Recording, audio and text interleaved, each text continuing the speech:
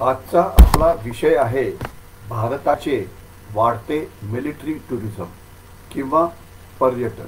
आपल्याला कल्पना आहे की पर्यटन उद्योग हा देशामध्ये मोठ्याने वाढत आहे आणि आम जनता जी असते ते वेगवेगळ्या टुरिस्ट प्लेसेसना व्हिजिट करण्याकरता जाते आणि तिथे गर्दी होते। दोन तीन प्रकारचे टुरिझम आज देशामध्ये होतात। एक टुरिझम आहे की प्रेक्षणीय स्थळ इथे लोक जातात। दुसरा आहे कल्चरल टुरिझम म्हणजे अयोध्या आहे, वाराणसी आहे, तिथे जातात। परंतु आज ज्या टुरिझम विषयी मी बोलणार आहे तो विषय आहे मिलिटरी टुरिझम। म्हणजे जिथे जिथे युद्ध झालेलं आहे त्या युद्धभूमीला भेट देणं पर्यटकांकडून, तिथे लढाया कशा लढल्या गेल्या याविषयी माहिती घेणं आणि तिथे नमन करणं, याला मी मिलिटरी टुरिझम म्हणेन। आता मिलिटरी टुरिझम म्हणजे नेमकं काय? तर आपण नुसतं महाराष्ट्रापुरतं बोलायचं म्हटलं तर आज महाराष्ट्रामध्ये अनेक ठिकाणी सैन्याच्या कॅन्टॉनमेंट आहेत आणि तिथे सैन्याचे म्युझियम्स आहेत जे बघून आपल्याला सैन्याविषयी माहिती मिळू शकते। उदाहरणार्थ आपण जर देवळाली किंवा नाशिक रोडला गेला तर तिथे आर्टिलरी सेंटरचं म्युझियम आहे। तिथे त्यांच्या तोफखान्याच्या वेगवेगळ्या तोफा ठेवलेल्या आहेत ज्या आपण बघू शकता। किंवा जर आपण अहमदनगरला गेला तर तिथे जे देशाचे रणगाडे असतात किंवा चिलखती वाहनं असतात त्यांचं तिथे मोठं प्रदर्शन करण्यात आलेलं आहे की जे बघून आपल्याला फार चांगलं वाटतं की आपल्याकडे अशा प्रकारची शस्त्र ही होती। किंवा जर आपण बेळगावला गेला तिथे ज्या रेजिमेंटमध्ये मी होतो म्हणजे मराठा लाईट इन्फंट्री यांचं म्युझियम आहे। अतिशय उत्तम आहे की मराठा रेजिमेंटनी वेगवेगळ्या युद्धामध्ये जो महापराक्रम गाजवला त्याविषयी सगळी माहिती मिळते। मग 47चं युद्ध असो की 1962चं युद्ध असो की 1965चं युद्ध पाकिस्तानशी झालेलं, 1971चं युद्ध ज्यामध्ये आपण पाकिस्तानचे 2 तुकडे केले, कारगिल युद्ध जे आत्ताच 26 जुलैला आपण त्याचा 24वं वर्ष हे साजरं केलं। तर अशी ही वेगवेगळ्या प्रकारची युद्ध बघितली तर आपलं रक्त सळसळतं आणि या सगळ्या युद्धाचा इतिहास जो आहे या ठिकाणी दिलेला आहे। महाराष्ट्रामध्ये आपण बघितलं तर जी किनारपट्टी आहे तिथे आपलं नौदल आहे, तिथे आपलं कोस्ट गार्ड आहे। तर आपण किनारपट्टीवरती जनरली 15 ऑगस्टला, 26 जानेवारीला किंवा अशा महत्त्वाच्या दिवशी ज्या इंडियन नेव्हीच्या ज्या बोटी आहेत त्यांना व्हिजिट करायला अलाउड असतं। तिथे INS जी आपली विक्रांत नावाची जी जुनी बोट आहे त्याला म्युझियममध्ये कन्व्हर्ट करण्यात आलेलं आहे, ते तिथे असतं। तिथे आम जनतेला जाण्याची परवानगी असते। किंवा आपण जर महाराष्ट्रापुरतं अजून बोलायचं म्हटलं तर महाराष्ट्रामध्ये अनेक किल्ले आहेत की जे छत्रपती आणि पेशवे जे आहेत त्यांचा इतिहास दाखवतात। तर हे सगळे किल्ले, मग ते रायगड असो की सिंहगड असो की पुरंदर असो की पन्हाळा असो की विशाळगड असो, तिथे गेलं की आपलं म्हणजे ऊर भरून येतं, आपल्याला अभिमान वाटतो की आपले पूर्वज किती अतिशय धीटपणे लढले। पावनखिंड असो की इतर महत्त्वाच्या जागा, तर तिथे जाऊ शकतो।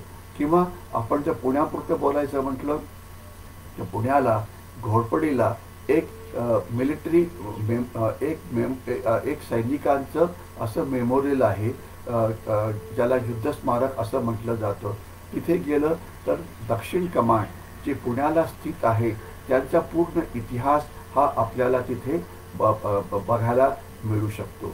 एवढंच नव्हे तर ज्या मोठ्या इन्स्टिट्यूशन्स आहेत इंडियन, जसं की नॅशनल डिफेन्स अकॅडमी जी खडकवासल्याला आहे, त्याला दर रविवारी ऑर्गनाइज टूर्स या अवेलेबल आहेत, खास तर शाळांकरता, कॉलेजेस करता। तर तिथे गेलं की आपल्या सैन्याच्या ज्या वेगवेगळ्या अतिशय जगप्रसिद्ध अशा इन्स्टिट्यूशन्स आहेत जिथे आपले शूरवीर घडवले जातात, तिथे आपल्याला जायला भेट मिळायला संधी मिळते।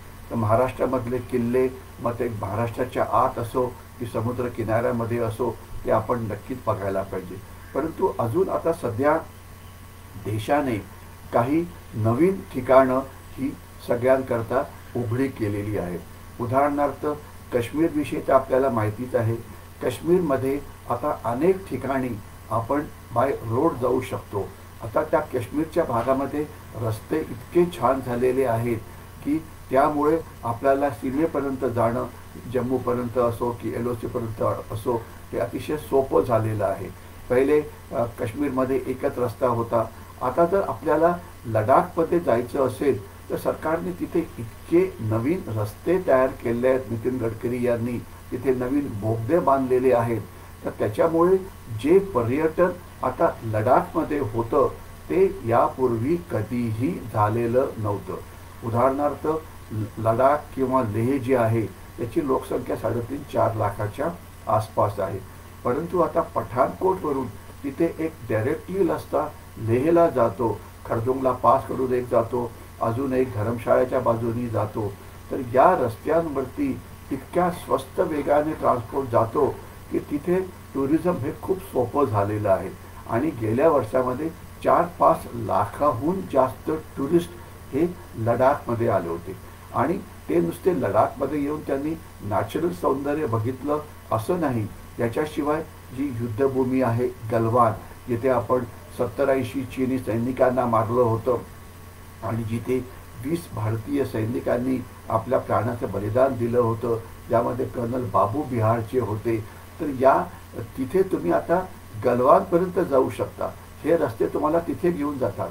किंवा पँगँग त्सो लेक या भागात एक लढाई होणार होती. तिथे भारतीय सैन्याने अतिशय आक्रमकता दाखवून चीनला मागे लोटलं होतं. तर पँगँग त्सो लेकमध्ये जाऊन आपण तिथे तळ ठोकू शकतो. त्याच्याशिवाय लडाख हे इतका प्रचंड भाग आहे की पहिले तिथे जाणं हे अशक्य होतं. परंतु आता लेह विमानतळावरती रोज 30 ते 35 फ्लाईट्स उतरतात आणि तेवढ्याच परत निघतात. आणि याच्याशिवाय रस्ते जे तयार झाले आहेत, एक रस्ता तर जो मी जसं मगाशी म्हटलं की हिमाचल प्रदेशच्या भागाने पठाणकोटच्या भागाने येतो तो, आणि आपण 9-10 तासात लडाखमध्ये पोहोचू शकतो. आणि दुसरा रस्ता जो श्रीनगरच्या बाजूनी येतो, आता तिथे आता झोजिला पासच्या खाली, झोजिला खिंडीच्या खालती आता एक नवीन बोगदा नितीन गडकरी तयार करता आहेत. आणि त्या बोगद्यातून आपल्याला अतिशय चांगल्या पद्धतीने कारगिलला जाता येतं. आणि आपल्याला कल्पना पाहिजे, आत्ता 26 जुलै झालं, श्रीनगरवरून लडाखमध्ये म्हणजे कारगिलला जाणाऱ्यांची संख्या आता प्रचंड वाढलेली आहे. त्यामुळे आता रस्त्यात हॉटेल निर्माण झालेली आहेत, लोकांकरता म्हणजे राहण्याच्या व्यवस्था तयार केलेल्या आहेत. होमस्टे नावाचा प्रकार तिथे तयार झालेला आहे. म्हणजे त्या भागातल्या आता लोकांना एक चांगला उद्योगधंदा मिळालेला आहे. त्या तिथे टूरच्या गाईडचं काम करायचं, गाड्या चालवून तिथे लोकांना घेऊन जायचं, बस चालवायचं, चहा पाणी पाजायचं वगैरे वगैरे. तर आपण जर द्रासला गेलो की जे जगातलं एक अतिशय थंड असं ठिकाण म्हटलं जातं, तर या द्रासमध्ये एक सैन्याचं वॉर मेमोरियल तयार करण्यात आलेलं आहे की जे 1999 साली जे कारगिल युद्ध झालं होतं त्याचं ते वॉर मेमोरियल आहे. आणि या युद्धामध्ये या युद्धभूमीला भेट घेतली की आपल्याला ती सगळी शिखरं दिसतात की जिथे आपले सैनिक हे लढलेले होते. तर याच्यामुळे या भागात येणाऱ्या पर्यटकांची संख्या ही वाढलेलीच आहे. आपण जर पंजाबमध्ये गेलो तर पंजाबमध्ये अनेक सीमेवरती आपल्याला जाता येतं. मग हुसेनीवाला असो जिथे हुसेनीवालाची लढाई झाली होती, किंवा खेमकरण असो जिथे रणगाड्याचं युद्ध झालं होतं, किंवा पंजाबमध्ये अमृतसरच्या जवळ वाघा बॉर्डर आहे, तिथे एक संध्याकाळी सोहळा होतो, तो अतिशय प्रसिद्ध आहे. तिथे मोठ्या प्रमाणामध्ये लोक गर्दी करतात. तर पंजाबची सीमा आहे, राजस्थानची सीमा आहे, त्याच्याशिवाय गुजरातमध्ये रण ऑफ कच्छमध्ये आपण शेवटपर्यंत जाऊ शकतो. रण ऑफ कच्छमध्ये पण लढाई झालेली होती. तर ही सगळी जमिनी सीमा झाल्या. याच्याशिवाय जर आपण ईशान्य भारताकडे बघितलं तर आपल्याला असं दिसतं की ईशान्य भारताची जवळजवळ 4-4.5 हजार किलोमीटरची सीमा ही चीनला लागलेली आहे. तर या सीमेवरती आता आपण अरुणाचल प्रदेशमध्ये ज्या वेगवेगळ्या भागांवरती जिथे जाणं अशक्य होतं तिथे आता सरकारने टुरिझमला जायला परवानगी दिलेली आहे. म्हणजे आता टुरिस्ट हे सगळे चीन सीमेवरती सियांग नदीचं खोरं असो की सियोम नदीचं खोरं असो की सुबानसिरी नदी असो की तिथल्या वेगवेगळ्या खिंडी ज्या आहेत, केपांगला आहे, जिरूला आहे, शियुमला आहे, लोला आहे, या सगळ्या ठिकाणी आपण व्हिजिट करू शकतो. आणि तिथे आपण टॅक्सीने जाऊ शकतो, बसने जाऊ शकतो, म्हणजे पब्लिक ट्रान्सपोर्ट पण आहे, प्रायव्हेट ट्रान्सपोर्ट पण आहे. आपण जर अरुणाचल प्रदेशमध्ये जायचं असेल तर 2 विमानतळं आहेत. एक तर दिब्रुगडला उतरून आपण 4 तासांनी टॅक्सीने जाऊ शकतो, किंवा आपण अरुणाचल प्रदेशची जी राजधानी ईटानगर आहे तिथे पण एक विमानतळ आहे. जर आपल्याला तवांगच्या भागात जायचं असेल, तिथे 1962ची मोठी लढाई लढली गेली होती, तिथे जाऊ शकतो. म्हणजे इथे नैसर्गिक सौंदर्य तर आहेच, परंतु याशिवाय इथे ही एक युद्धभूमी आहे जिथे 62चं युद्ध झालं होतं आणि होऊ शकतं येणाऱ्या काळामध्ये इथे पुन्हा एकदा चीनशी युद्ध होईल आणि चीनला आपण चितपट करू, याच्यामध्ये माझ्या मनामध्ये कुठलीही शंका नाही. तर या युद्धभूमीला आपण जर भेट दिली तर आपल्याला नक्कीच चांगलं वाटतं आणि यामुळे आपल्या मनामध्ये देशभक्तीची भावना निर्माण होते. आपण बघतो की आपले सैनिक किती कठीण सीमेवरती लढता आहेत, किती कसे राहता आहेत, हे बघितलं की आपल्याला चांगलं वाटतं. आता सियाचेन ग्लेशियर नावाचा जो प्रकार लडाखमध्ये आहे, सियाचेन ग्लेशियर ही जगातली सर्वात उंच असलेली रणभूमी आहे आणि तिथे प्रत्येक वर्षी 50-60 सैनिक आपले प्राण गमावतात देशाच्या सीमेचं रक्षण करताना. भूस्खलन होतं किंवा ज्याला ॲव्हलांचे म्हणतो, म्हणजे हिमकडा कोसळतो वगैरे. आणि इथे सुभेदार मेजर बाणासिंग यांना परमवीर चक्रसुद्धा देण्यात आलं होतं, यांच्याविषयी आपल्याला कल्पना आहे. तर हे जे सगळे जण आहेत, या सगळ्या ज्या युद्धभूमी आहे तिथे आता जायला सरकारने परवानगी दिली आहे. याच्याशिवाय आता भारत सरकार काय करतं आहे तर सीमेवरती पर्यटन वाढावं, तिथे लोकसंख्या वाढावी म्हणून तिथे व्हायब्रंट बॉर्डर विलेजेस तयार करतं आहे. म्हणजे काय की आता सीमेवरती आपली अरुणाचल प्रदेशची सीमा असो, की सिक्कीमची सीमा असो, की लडाखची सीमा असो, जी भारत चीन सीमा आहे तिथे फारच कमी माणसं राहतात. कारण काय की तिथे ज्या गोष्टी लागतात, पाणी आहे, बिजली आहे, मोबाईलचं कम्युनिकेशन आहे, याची सुविधा नाही. तर त्याच्यामुळे लोकांना तिथे राहावं लागत नाही आणि या भागातली सीमेवरची राहणारी माणसांची संख्या ही कमी होत आहे. जी जुनी विलेजेस तिथे होती, जुनी खेडी तिथे होती, जुन्या बस्त्या ज्या तिथे होत्या, तिथे आता अजून त्या कमी कमी व्हायला लागलेल्या आहेत. ज्याच्यामुळे होतं काय की या भागामध्ये जर आपले नागरिक राहिले तर ते आपल्या सैन्याचे डोळे आणि कान बनू शकतात. ते आता होत नाही आणि सगळीकडे सैन्य ठेवणं हे खर्चाचं काम असतं. सैन्य पेट्रोलिंग करतं, हेलिकॉप्टरनी जातं, ड्रोन पाठवतं, अनेक उपाययोजना या केल्या जातात. परंतु आपल्या भूमीवरती आपला हक्क असण्याकरता तिथे चीन येऊ नये म्हणून आपली माणसं, आपली सामान्य जनसंख्या तिथे राहायला पाहिजे.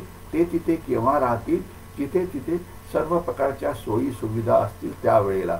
तर आता व्हायब्रंट विलेजेस प्रोग्राम खाली हा प्रोग्राम आता वेगाने सुरू झालेला आहे आणि पुढच्या 1-2 वर्षामध्ये ही विलेजेस तयार होतील आणि आपण जाऊन या सीमेवरती राहू शकतो.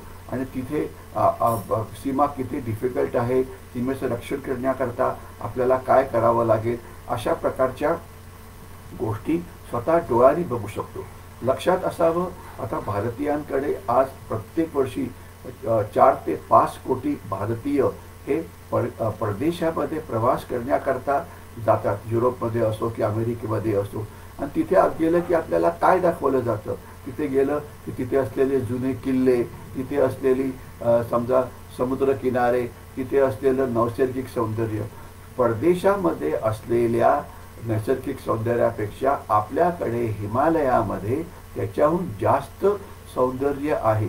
तर भारतीयांनी परदेशात जाण्याच्या ऐवजी आपण जर व्हिजिट केली आपल्या सीमांकडे, आपल्या बॉर्डर्सकडे, तर आपण अतिशय चांगलं सौंदर्य हे बघू शकतो. आणि शेवटचा मुद्दा आता मी पुढच्या 30 सेकंदात थांबणार आहे. आपलं हिमाचल प्रदेशमध्ये असो की उत्तराखंडमध्ये असो, तिथे 4 धाम यांची यात्रा सुरू झालेली आहे. तर तिथे सुद्धा प्रचंड सौंदर्य असं आहे. परंतु आता तिथे गर्दी एवढी वाढायला लागलेली आहे की आता तिथे सरकारने पर्यटनावरती थोडा कंट्रोल करायला सुरुवात केलेली आहे आणि तुम्हाला कॉम्प्युटराइज रिझर्वेशन करूनच त्या भागामध्ये भेटीला जावं लागतं. कारण हा भाग, या भागाचं नैसर्गिक सौंदर्य कमी होऊ नये, पर्यावरणाचं रक्षण होत राहावं म्हणून जे टुरिस्ट जातात यांची संख्या नियंत्रित करणं हे महत्त्वाचं असतं, जे करण्याचा प्रयत्न आता केला जातो आहे. तर मला वाटतं की युद्धभूमीला भेट देणं, सीमांना भेट देणं, आपले सैनिक कसे तिथे राहतात हे सगळं डोळ्यांनी बघणं हे देशाकरता एक अतिशय चांगली बाब आहे. पर्यटन तिथे जाता आहेत आणि त्यानंतर ते आपल्याला स्वतःला असा प्रश्न विचारू शकतात की मी देशाकरता काय करू शकतो. मी देशाकरता देशभक्ती दाखवू शकतो, देशप्रेम दाखवू शकतो. म्हणजे काय, रोजच्या जीवनामध्ये मी काय करू शकतो. नंबर 1, चीनी वस्तूंवरती बहिष्कार घाला. नंबर 2, कुठलीही तोडफोड आंदोलनं याच्यामध्ये भाग घेऊ नका. नंबर 3, आपली जी संपत्ती आहे देशाची त्याची तोडफोड करू नका. मग ती वाहनं असो की ST बसेस असो की STचे स्टॉप असो की इतर काही. याच्याशिवाय देशाकरता पाणी वाचवा. यावेळेला पावसाळा कमी झालेला आहे, पाण्याचा प्रॉब्लेम सुरू होईल. देशाकरता अन्नधान्य वाचवा. यावेळेला युक्रेनचं युद्ध सुरू असल्यामुळे फूड सिक्युरिटी नावाचा जो प्रकार आहे तो आता प्रॉब्लेम होणार आहे. आता टोमॅटोचे रेट वाढलेले आहे, आता आलं आणि लसूणाचा सुद्धा रेट वाढला आहे. अशा प्रकारच्या बातम्या येतात. तर त्याच्यामुळे त्याची पेस्ट वापरू शकतो आपण, त्याचं खाणं थोडंसं कमी करू शकतो वगैरे वगैरे. तर म्हणजे जे आपले शेतकरी असतात त्यांच्याकडनं डायरेक्टली भाज्या घ्या, त्यांच्याकडनं डायरेक्टली अन्नधान्य घ्या. हे सगळं आपण करायला पाहिजे आणि की ज्यामुळे देशाची अर्थव्यवस्था वाढेल, आपण प्रॉडक्टिव्ह बनू शकतो. आपण ज्या क्षेत्रामध्ये असो त्या क्षेत्रामध्ये देशाकरता चांगलं काम करू शकतो. तर हे देशभक्ती नावाचा जो भाग आहे ते नेमकं हेच आहे की जे आपण करायला पाहिजे. तर मिलिटरी टुरिझम वाढतं आहे, चांगली बाब आहे. यामुळे देशभक्ती निर्माण होईल आणि नागरिक मी देशाकरता काय करू शकतो असा प्रश्न विचारून देशाकरता काहीतरी करतील. थांबतो मी इथे. जय हिंद.